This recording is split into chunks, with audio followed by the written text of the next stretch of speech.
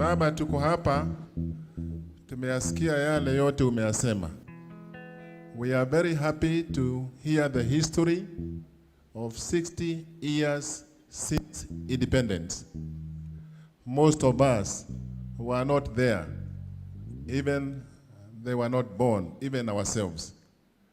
It is good that God has kept you alive to be able to tell us the history of what happened even before independence.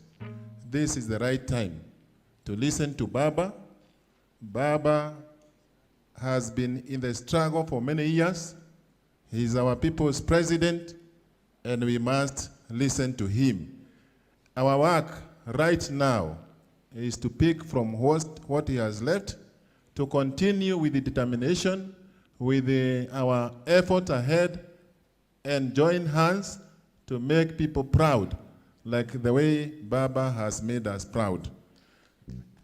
Kuna shida moja. Tukiangalia, unajua wengine wanasema upande wa Masai. Sisi tuko katika location ambaye sisi watu wengine watatu wakisimama wanaitwa ati wao ni Mungiki. Sasa nauliza, vijana hawa wote ambao wamekosa kazi, wakikosa kazi ni shida yao?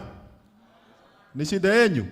Sasa kazi yetu ni kuangalia mbele na kusimama imara, kufuata amri ya Baba na kusimama kabisa.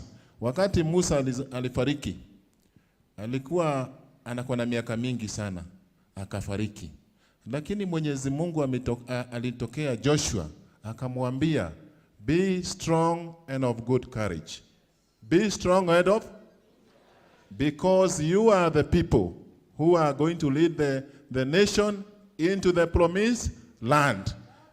Sasa nataka niwaambie, mawaidha tumepewa na Baba, tumepewa na viongozi wote. Sasa ni wakati wetu kusaidia hii kazi mpaka tufaulu.